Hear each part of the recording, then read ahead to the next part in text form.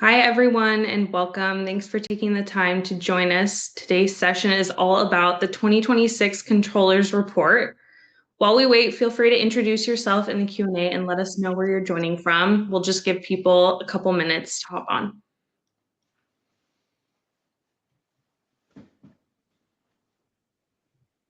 All right, as people are filtering in, just wanted to start off with a few housekeeping items.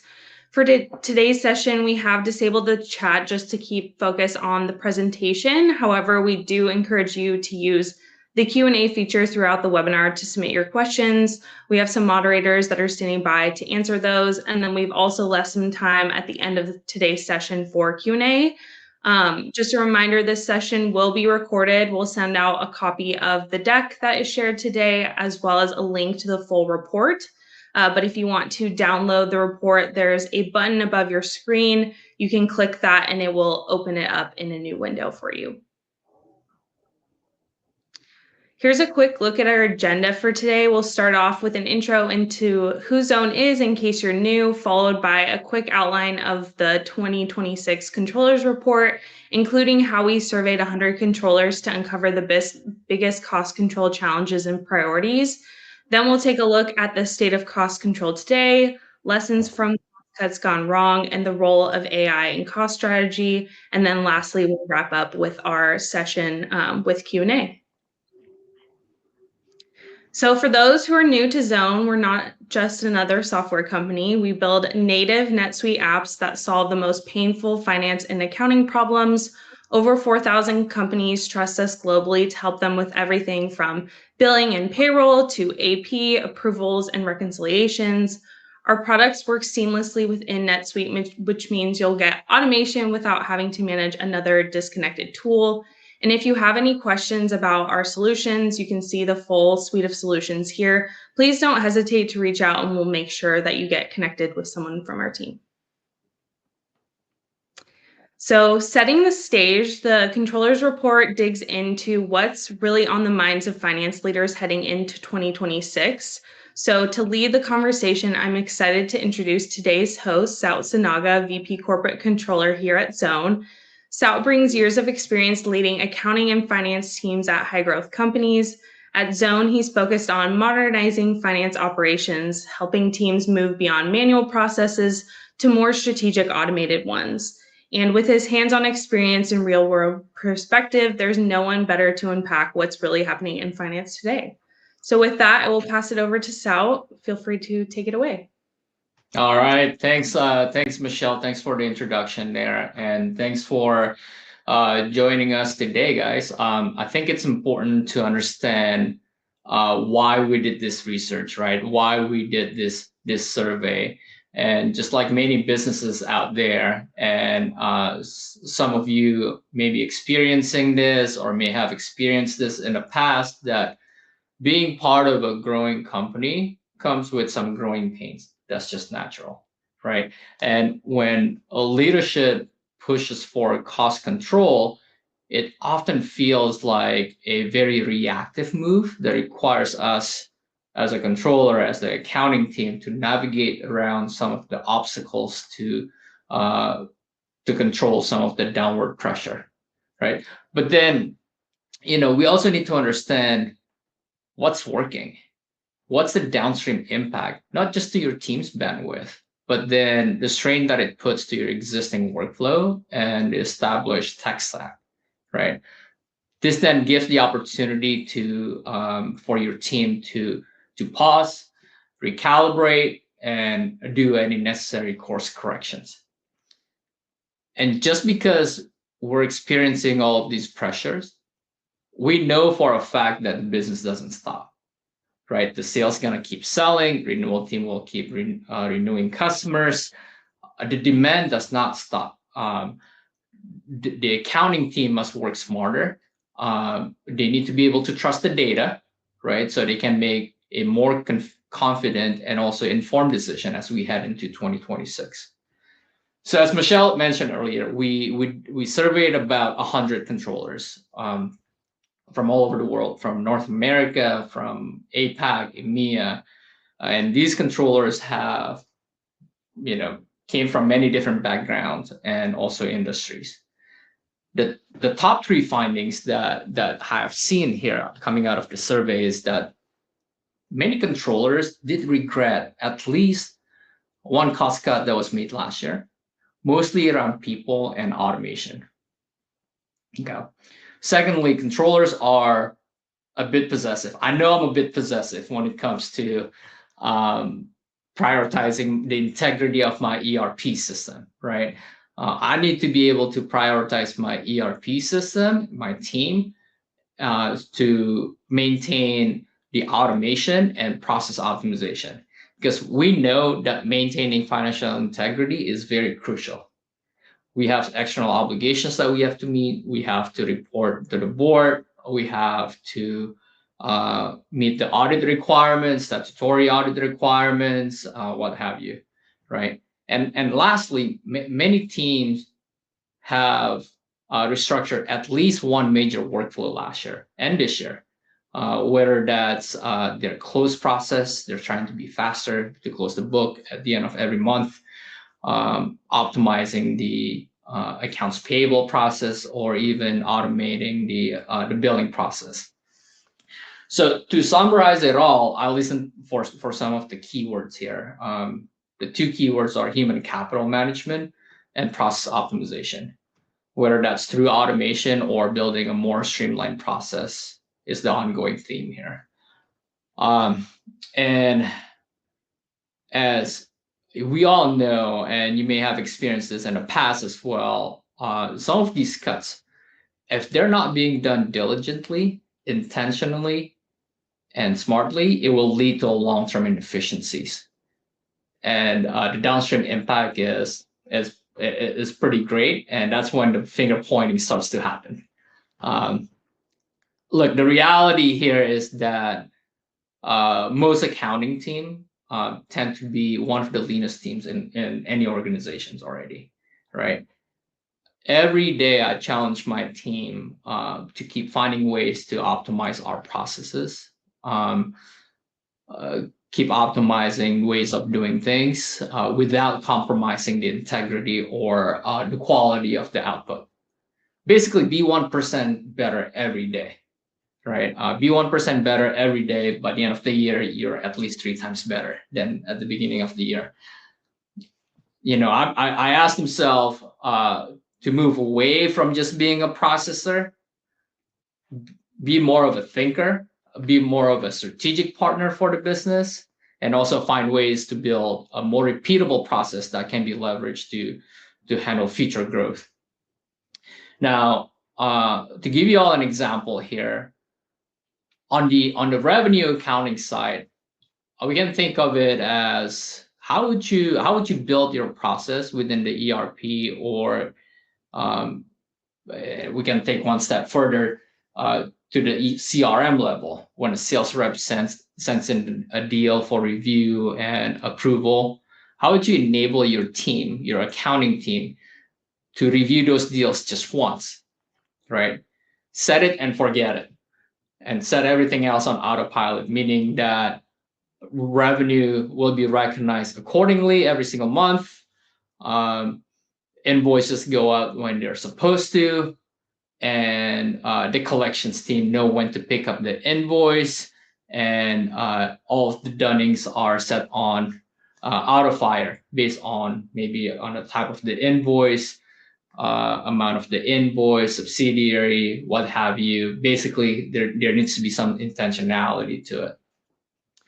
I know this requires some work within your order to cash process workflow from the architecture side, or maybe systems customization side. But once you have it configured, once you've made that investment to configure your order to cash process, it removes some of the manual work by your team, right? So that lessens the exposure when there's a cost cut. And then on the procurement side, be kind to your future selves. That's what I like to tell my team and myself. How do you leverage the partnership that you currently have today with your legal team, FP&A, or even security team before the business leader decides to buy something? Set up a sustainable term So in the event of upgrades, renewals, changing seats, changing package, or changing subscriptions, whatever you're buying, right? The process is going to be a lot smoother. It consumes less time to negotiate and to review the order form itself. Basically, review it once, be that as the guiding principle for future partnership. So that way, expect the expected, right? Well, control what you can control. That's what I'd like to say. So you know how much the renewal price cap is going to be. We know what is the cancellation clause and whatnot. Basically, control what you can control. And one of my primary business partners here at Zone and my previous roles has been the RevOps team. There's another great example.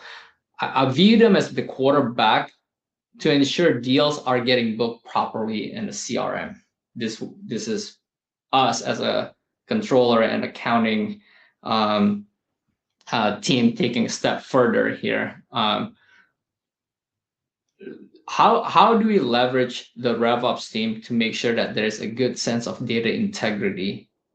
Because at the end of the day, we need to leverage their set of expertise and influence the design process of the quoting and booking process. So this will eventually yield to cleaner data. Those data will for sure go to your ERP so you can recognize the revenue and also invoice out customers, right? And in my experience, I have personally leveraged Salesforce as our CRM. We built control within the Salesforce for, as an example, discount allowance, billing frequency, and building some kind of approval cadence, whether, if something is out of the ordinary, goes to the VP of sales or CRO, or even the controller or CFO for extra discounting. Define that playbook, right? Define that playbook from accounting perspective and leverage the system to support that playbook. Make that as part of the workflow in order to maximize a collaborative environment to achieve your goals, right? Only then your team will be viewed as a strategic partner instead of just back of the office function. Okay. And speaking of just, taking a step further here, more than just being a back of the office function, I'm seeing that more and more controllers are shifting their role from a compliance focused role to a strategy focused role. What I mean with this is that we're being asked to deliver real-time insights into spend, as an example, and company performance. This is being done in order to drive efficiency without sacrificing control, right? As an example, how do you partner with the sales team to structure deals so we can book it and recognize revenue and collect on the payments? Right. To be strategic on this, you need to understand the process upstream. That's why I talked about the CRM earlier, even though it's not really within our control. You need to understand the process upstream so you're confident with the data that you're reporting. This is one of the examples why partnering with RevOps is important to me and my team. So you can paint a really good story by trusting the data. Okay. We need to make the news, not only report on the news, and we can only make the news with good data. And from revenue accounting side, we're relying on the data that's coming upstream, which is CRM. Now, signals are very important. Getting signals are really important. You are in a controllership seat, you're in the accounting leadership seat, or you're in the accounting team, right? Accounting group. You are one of the closest people or group to the financial information. You already have the in on it, right? You already know what's going on within your balance sheet, P&L. And, I typically like to have a constant alignment with my CFO and FP&A partners. look for those signals when you're having that conversation with them, right? From these conversation and ongoing alignment, you can typically get a sense on what they're thinking, right? That's why I call signals. Therefore, interestingly enough, when I saw the survey, I could not agree more when the survey shows that most controllers do result with their CFO, with the influence of FP&A and a few other business leaders on cost decision. Okay. And one of the biggest lessons that I've learned in my career from cuts gone wrong, not just from the controllership role that I have today, but from my previous accounting leadership role as well in general, is that most of the time you can't control the macroeconomic situation.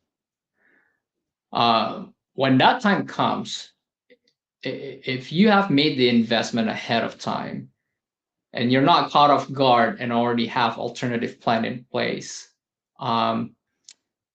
that will put you one step ahead of your competitor, right?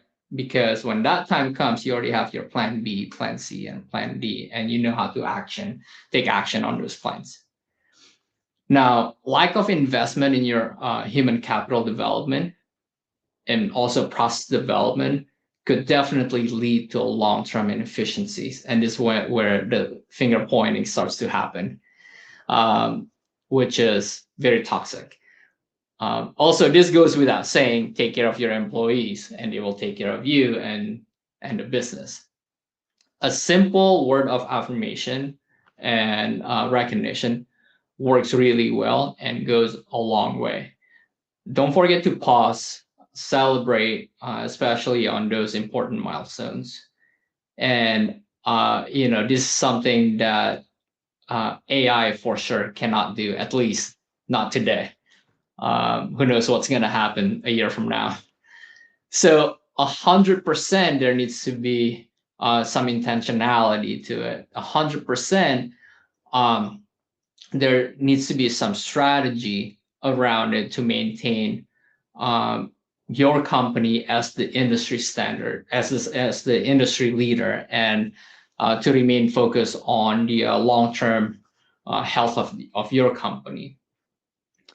And to get ahead of some of this pressure, interestingly enough as well, which I agree with, the survey also shows that many of you are already investing in automation and process optimization instead of pulling back on them, which is great. It makes sense, makes total sense to me, because you want to leverage this technology and improve process to tackle some of these manual processes, right? And have control within your workflow. Excuse me. And take another layer into this. It appears that most SaaS companies, tech industries are already taking the lead in automation adoption, and retail and manufacturing follow suit. So it's a clear picture that more and more controllers are not just waiting around for cuts to happen. They are already optimizing the operations, the workflow, and their human capital. The key here is to reach scalability through automation, right? Build that sustainable process to support future growth. Importantly, embrace the growing pain. Keep looking for ways to increase working capital, whether that's through collections, improving your collection strategy, or revisiting your procurement process. Be creative on your AR collections. Always leverage internal collaboration to increase efficiency. So as an example here, hey, if you have a customer that's past due, reach out to your sales team, or reach out to your CS team or renewal team or the customer facing team. They're working a lot closer with the client than you are. So leverage them, ask them about payment status. Um, Keep aiming for that North Star, that all invoices should go out within 72 days when they're supposed to. So you can gain that momentum. And the reason why I said 72 hours here, what's so special about 72 hours or 3 business days? Because customers are still very excited about the stuff they just bought, about the agreement they just signed. They remember the structure of the agreement. They they still remember what the billing schedules that they agreed to and for how much. They can eventually approve these invoices a lot faster, and they can be routed to the AP department for payment a lot faster as well. At the end of the day here, hey, cash is king. The sooner we get cash, the sooner we can use it, right? Maximize your working capital. Now, and, this goes without saying, as the technology evolves, leverage AI as much as possible, as much as you trust them. But keep in mind that AI is the strongest when it supports compliance and speed, right? But try not to replace human judgments with AI, at least not yet. Again, who knows what's going to happen a year from now. Look, I mean, that's that is all. I hope you find this webinar to be very useful. And I think there's a download button right on top of the screen if you want to get a copy of the survey result. But Michelle, let's open it up for Q&A. Yeah, thanks, Saut. We did have a question come in earlier about using the terms controller and CFO synonymously. And I know you touched on this briefly, kind of what that relationship and ongoing alignment with the CFO looks like, but just wanted to see if you had anything else to add there, Saut, about your relationship with Chad, our CFO, when it comes to cost decisions. Any other tips you want to share with the audience? Sure. Yeah. I mean, Chad and I get each other's back, and that's a constant alignment that we must have between controller and CFO, right? We need to be in sync. We need to be speaking the same. We need to be on the same term on everything. We can go in front of our CEO and I'll be saying 1 + 1 = 3, and he's saying 1 + 1 = 2. We need to be united front on our answer. So I do have constant alignment with our CFO. And the reality here is that some of you are also in the remote environment, right? Working remotely. You may not see your CFO every single day. What I'd like to do just to stay aligned with my CFO is to, hey, let's do an old school communication. I just reach out to him via phone, give him a call out of the blue if I have any questions, or if I need to plan something, if I need to plant a seed early on, or if I need to give him signals, without creating a formal meeting. So that's just one of the ways that I stay aligned with my CFO. So by the time they hear the official report from me, it's not a surprise anymore. Great. Other than the ERP itself, what is the most vulnerable piece of technology within the accounting team? Yeah, I mean, look, earlier in this webinar, I stressed the point of the integrity of the ERP is very important, and the integrity of our financial information is also very important. But let's put it this way: a very well built ERP is an ERP that is very well connected, that is very well integrated. That's what a powerful ERP should look like. What that means is that in most cases, there are some supporting software or solutions that are connected to this ERP, right? And at the end of the day, most companies still need to be able to run their payroll, right? And they need to be able to send out invoices and collect payments and pay their vendors. So whatever they need to do to maintain that integrity, within the ERP and all of the softwares that are connected to the ERP, so they can keep supporting the business. I think those are the secondary items that needs to be prioritized. Got it. Just to go back to your previous question, we had a clarification come in that not every business might have a controller and CFO. It just depends on how large the business is. I don't know if you have any other points you want to add about that when they are kind of interchangeable there. Yeah, I think the key point there is that be a strategic partner to your business leader, right? Be a strategic partner to your business leader and your CEO as well. I get that not all businesses have both controller and CFO. CFO role tends to be more on a very high level role than controller. I've never been on a CFO role before, but just make sure to have that strategic alignment with your CEO and also other business leaders in order to make an informed decision. Great. The next question is, where should businesses make the immediate investment to best prepare for unexpected cost cuts? Sure. Let's see. I could think of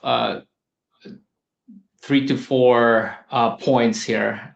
First one would be to invest in financial and operational visibility.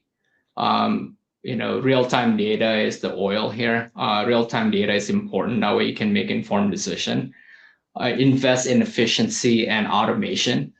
Automate those repetitive tasks. This frees up your employees' time, right, for higher value work that can be easily cut out. Back to my earlier point, shift the mindset of your employees from being processor to a thinker and become a strategic partner to the business. Also think about being agile. Invest in agility and flexibility as well. Having a really good sense of role clarity, and especially cross-functional training, is very powerful. This is a low-cost investment in my mind. It's so critical, so that way critical tasks don't grind to a halt. A versatile team is a resilient team. And lastly, start building that cash reserve. Maximize your working capital. Cash is king. Love it. Well, that's it for the Q&A today. If there are no other questions, we can go ahead and wrap here. Thank you, Saut, for everything that you've contributed to the conversation today. As a reminder, again, this session was recorded. We'll go ahead and send out an email with the session link if you want to share it to your team, along with a link to download the report. So thank you, everyone, for joining. There is also a survey at the end of this. So if you wouldn't mind just taking 20 to 30 seconds just to fill that out, it helps us know where we can, put our energy and provide the best information for you moving forward. So thank you all for joining and hope you have a great rest of your day.